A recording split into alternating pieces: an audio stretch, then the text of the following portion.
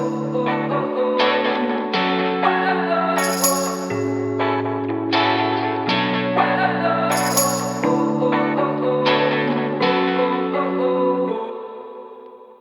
and welcome to another episode of PodcastDX, the show that brings you interviews with people just like you, whose lives were forever changed by a medical diagnosis.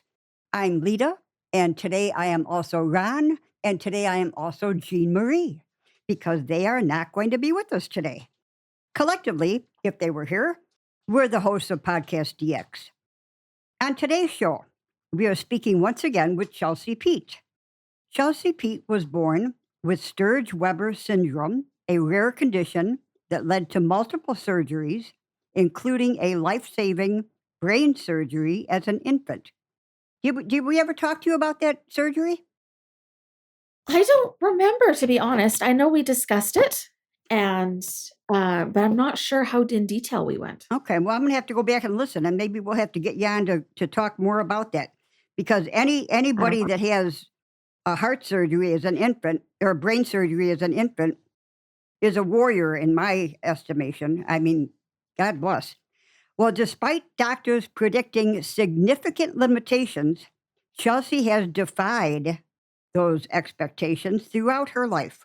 She graduated from high school and college, and she is currently pursuing a degree in sociology along with a certificate of diversity, equity, and inclusion.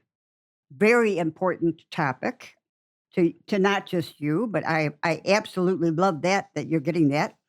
With nearly 40 years of personal experience living with a facial difference, Chelsey has faced and overcome numerous challenges, including discrimination and stigmatization.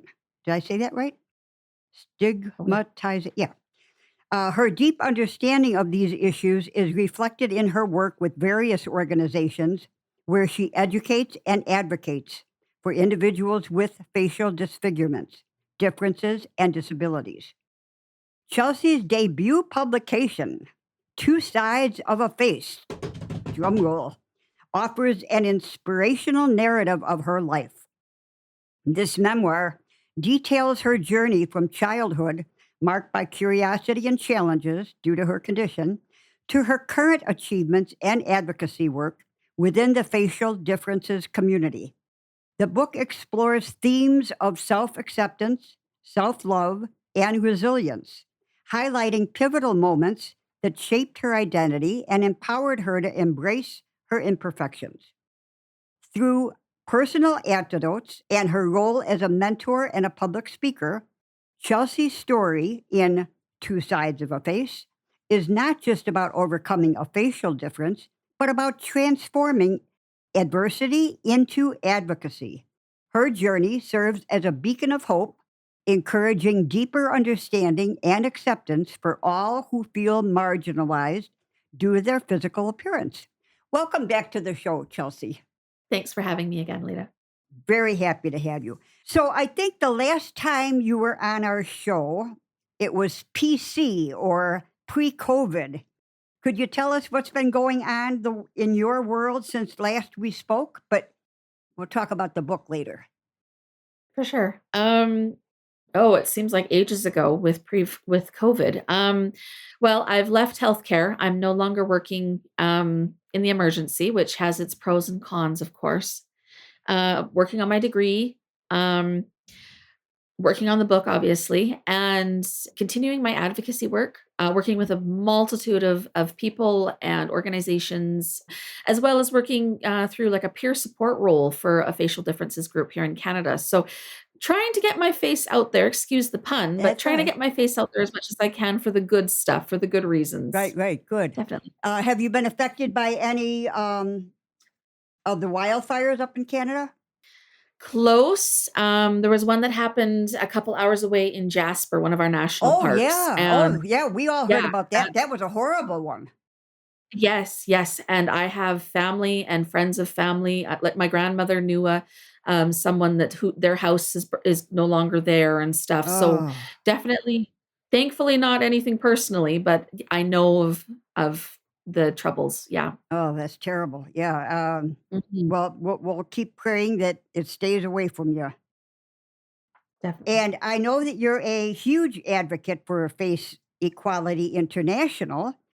While many advocates are doing so on behalf of a family member or friend, has being a patient yourself influenced the way that you view advocacy?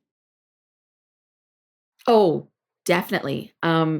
It's one thing, I give props to parents, family members, anyone who has a complex or chronic condition. I mean, it takes anyone with the size of a heart, the size of Texas to take care of, especially special needs kids and Sure. stuff like that. But when you yourself are going through it and having to advocate for things yourself, or pain management needs, or workplace barriers, or bullying, or the stigmatization and discrimination, it's so much harder when you yourself have to do it for you. Mhm. It's that different side of things. So yeah, it's a completely different path for sure. Right, but the thing that I think you have in your favor or to your benefit is the fact that you've already walked the walk and now you can talk the talk and you can share all those experiences and all the positives and the negatives that you've dealt with. And I think that that gives you just so much more power to your message, don't you? Definitely. I know there's been so many people, especially in the Sturge-Weber community. I've had parents or, younger adults, reach out and be like, what did you do in this situation? Or how did you handle this, challenge that came up? And it's being able to really talk to them and explain to them what happens and kind of be like that older sister. And I'm basically getting that chance to be the sister or the role model or the support figure that I never had growing up. So Okay. that is definitely one of the big reasons I do what I do for sure. Okay, great. Well, now we're going to get to the good part of this episode. I saw that you recently published a memoir titled Two Sides to a Face: My Journey with Mhm. Sturge Weber Syndrome. Can you tell us a little bit about what led you to start writing and what inspired you to write a book that's geared toward teens or young adults? Certainly.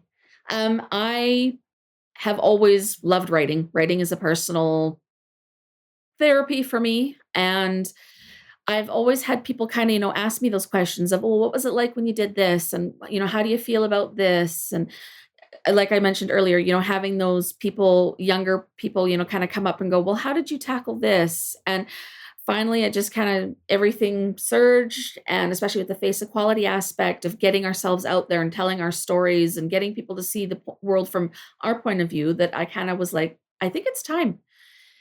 Okay. Definitely was an adventure. And, I wished I'd done it sooner, to be honest. And um, I'm excited to have everybody read it and, get that viewpoint for sure. Okay, great.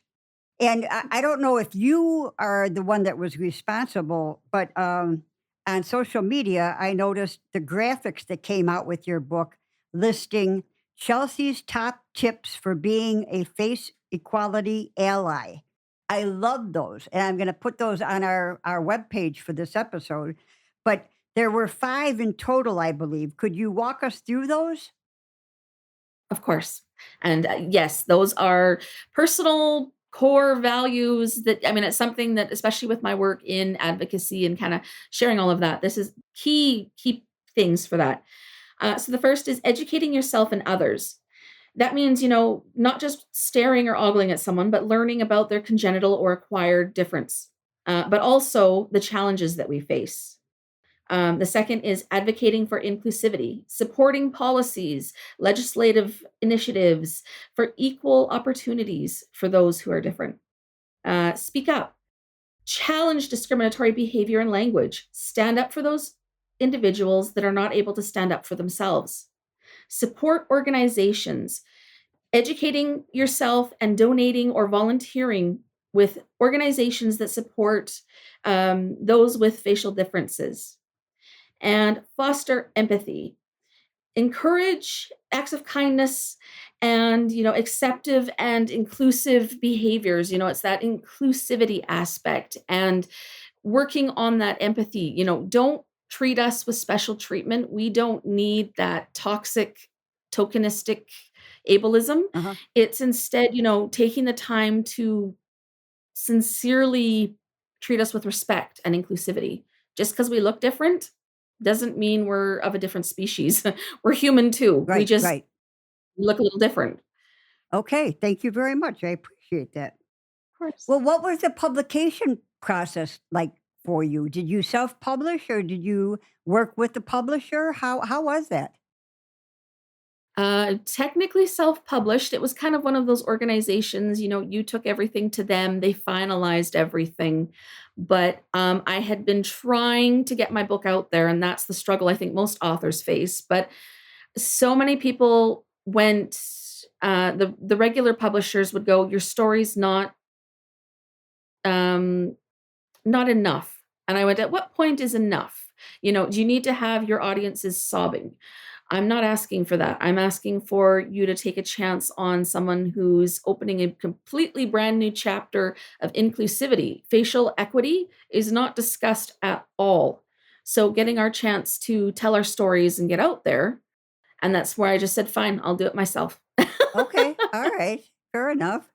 Is Yeah. it are there graphics or pictures or anything like that inside the book? I didn't get it yet. No, not no. All it was nice and just close your eyes and experience it like I do. Yeah. Okay, all right. And then is it going to come out in an audiobook? It is available. I'm not sure if it's available yet on audio. I know it's on Kindle, Oh, okay. and Kobo, so digital, but I mean, that would be something I would definitely look into. I wouldn't mind reading it off to someone. I've already read a few in some videos and things, so Okay, great, excellent. And I don't know why this question is in here. Has singing been a big part of your life? Are singing, you oh, a I was gonna musician? say I can't play I shouldn't say I can't play anything. I can fiddle along on a piano a little. But another therapy for me, probably what got me through my teen years was singing. Music is my therapy. Okay, And, I can think back to high school and the bullies and the struggles, even now, dealing with issues and pop on a good music and sing along to it. And some people dance out their stress. I sing out my stress. okay, So that's fair. very That's big fair. piece. Yeah. Uh, I was when I was doing the trying to write a script for teen bullying. I Mm. noticed that at least here in the United States, we have some legislative punch that can help because of the American with Disabilities Act. Do you have something similar Mhm. to that in Canada? We have in Canada, provincially, we have certain aspects that kind of interlock with our healthcare, but we don't have, at least not enough, of general, like, I mean, we have a general disability aspect, but we don't have anything once you're not considered disabled, like myself. I'm not disabled. I don't have a disability. So for me, I don't have supports. In fact, that's probably how I've fallen through the cracks a few times. Okay. Um, Okay. Yeah, I could see in that. more Yeah, rich now that I'm thinking oh, yeah, thinking through it, yeah, I could see that. Right. definitely, and that's where sadly, I've had to kind of bring up a few times and say, I, as a woman, have more human rights as a woman than I do as an individual with facial differences, because that's where workplace issues or social issues can come into play, and I have absolutely no resources or support in that respect. Huh. I wonder Mhm. how that could be changed to benefit everybody that has a facial difference. Definitely.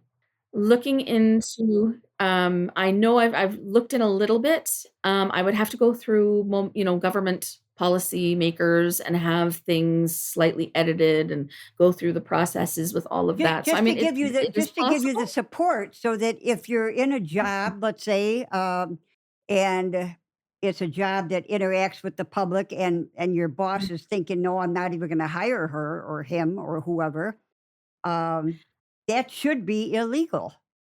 And Oh even though yeah. you're saying you don't have a disability, they are discriminating against you, and in that way, you have some type of a recourse. Is that true?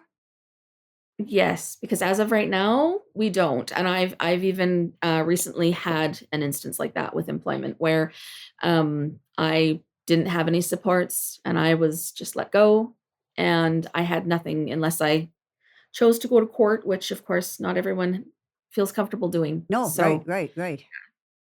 Okay. And then just on a personal note, I think I remember from the first interview that we did with you, you have 2 children, is that right?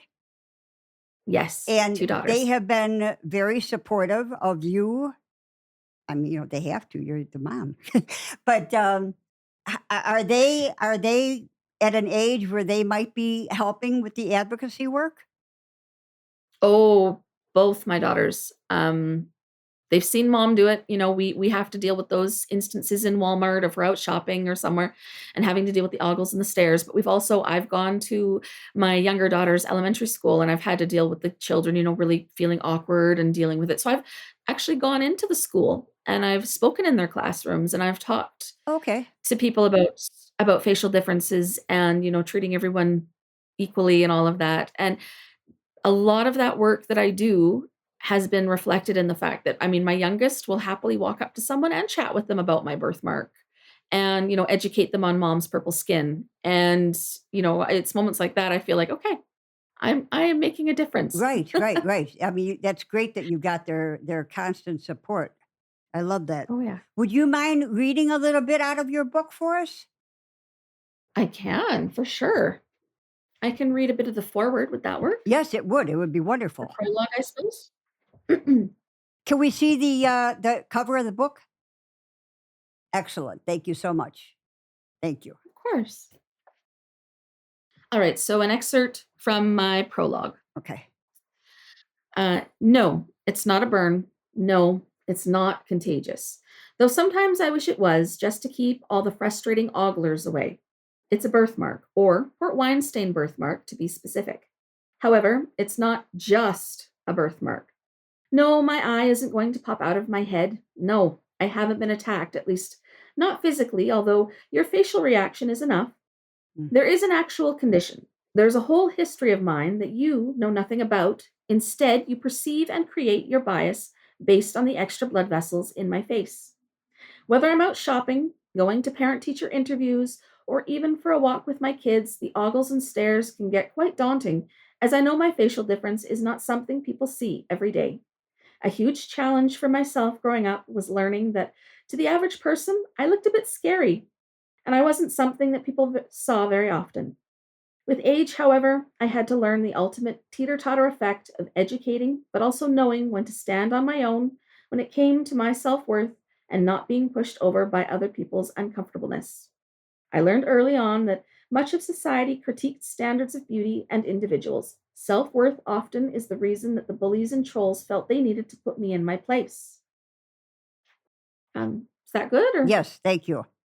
So, Of course. um, I guess you while listening to that, you kind of triggered a memory for me. I was gonna ask you, is there excessive pain in that side of your face when it's cold out? In the winter, of course, with being in Canada, we get our Arctic winter storms. I do have inflammatory responses. Like I'll have migraines with my glaucoma, and, Uh-huh. and if I've eaten a lot of sugar or things that flare up inflammatory response, it'll be a little sore. But in general, I don't experience random pain. But Okay. for example, if I go to the dentist, it's extremely painful on that side for anything. Oh, I okay. bleed easy, I get Okay. nosebleeds. Common cold for me is not a common cold because my, um, sinus passages are twice the size that they should be from the birthmark kinda mutating Okay. things. Ear canal's very small, I'm very prone to ear infection. Um, Sore throat, I get it easy because of the birthmarks in my throat. And then, of course, the eye pain with my glaucoma and Right. things like that, but more response to things than general pain. Okay. All right. Thank you. Thank you. Yeah, of course. Well, Chelsea, what's next for you, and what are you looking forward to accomplish? I didn't even ask. Did you ever get COVID? Did you end up? I got COVID. I went, let's see, working in the emergency department, no less. Oh, I went probably 3 years without it. Very proud of myself. yeah. We'd have the doctors coughing on you and the nurses coughing on you and the patients coughing on you, but I never got it, and then somehow I think one of my daughters brought it home and I got it, but I can honestly tell you I had influenza A couple years before, Uh-huh. and that was horrible. I thought I was going to die. I've had strep throat probably every season of my life of cold and flu season. Oh, wow. Batches of that or, whooping cough that I had as a kid, that was worse than my COVID. The Oh, worst part for COVID, I've actually had COVID 3 times. oh, Um, the worst part of it for me is you wake up the next morning, your throat's a little raspy, and you go to drink that cup of coffee, and you're like, "There is warm beverage in my mouth that I can't taste at all," and, the full agony goes through you because you can't enjoy your coffee. oh, okay. All right. Well, Worst part of it for me, I managed. It was, annoying more than anything. but that's probably because you've been vaccinated, so you weren't really hit Oh, yeah. like a ton of bricks. Well, Yeah. that's good. I'm glad. Knock on wood, we haven't gotten it yet. Yes. Oh, yes, knock on wood. Yeah. So, Chelsea, now we can ask about your future. What's next for you, and are you looking forward to accomplishing something new in the next year? Oh, what's next? Would I probably have to say definitely more, sharing of my book, and I've got a few Instagrams and different social media things I'm doing with various organizations with that. Definitely moving forward with, the face equality and, my peer support work that I do. Um, Looking to see what the future has in store. I mean, you can try and plan as best as you can with life, but we all know life can turn on a Oh, dime. yeah. And So how it's old are kinda your kids now? I've got, one that's almost 17 and one that's in elementary school. Okay. So, yeah, it'll be planning senior year for my oldest. That'll be Yeah, yeah. Being a mom of a 17 and a, would you say 10? it's she's 7, 7? 7. Okay. Yeah, that's a Yeah. handful right there. So, Oh, yeah. well, Chelsea, I do appreciate talking to you again, and I think Course. that you will be a perfect fit on our upcoming episode on bullying. And I appreciate you coming back for that episode. Would you like to let our listeners know how they can get their copy of Two Sides of a Face: My Journey with Sturge-Weber Syndrome? Certainly. It is available currently at Amazon, Barnes& and Noble, as well as Kindle, Kobo, and Indigo Chapters. Um, Also, I will be, doing giveaways on my social media from time to time, and I'm also in the works of creating an author website, so I'm hoping once that's done, I can have a direct link for my book as well. Yeah, I have a suggestion for like overall, Hmm. not just publicizing your book, but getting your word out to the right people. When Jean and Mm. when our memoir came out, we were booked. We didn't know what we were doing, but our publisher booked us to talk to two different library systems, and Oh. it was all on Zoom. But the libraries would probably be an excellent place for you to not just hawk your book, but Mhm. explain what you're doing and why you're doing it. Because there's a lot of kids that go to libraries that they might be able to pick up on the Zoom. I think they tape those and republish it. But that might be a good idea for you. That's a great idea. Maybe I send love a flyer out to your local library systems and see if you can get that ball rolling. definitely. All right. Well, thank you very much for joining us again. We appreciate it. And we will add a link for how to get your book on our website. I'd also like to thank Dominic, who's not here today, Jack, who is here, Sophie's not here, Mary's not here, Sean is here for keeping our wheels turning behind the scenes. And if our listeners have any questions or comments related to today's show, they can contact us at podcastdx@yahoo.com. Um, our website is podcastdx.com. We're also found on Facebook, X, or Twitter, TikTok, Pinterest, and Instagram. And we'd appreciate it if you'd leave us a review wherever you get your podcast. And as always, please keep in mind that this podcast is not intended to be a substitute for professional medical advice, diagnosis, or treatment. Always seek the advice of your physician or other qualified healthcare provider with any questions you may have regarding a medical condition or treatment and before undertaking a new healthcare regime. Never disregard professional medical advice or delay in seeking it because of something you've heard on this podcast. Till next week.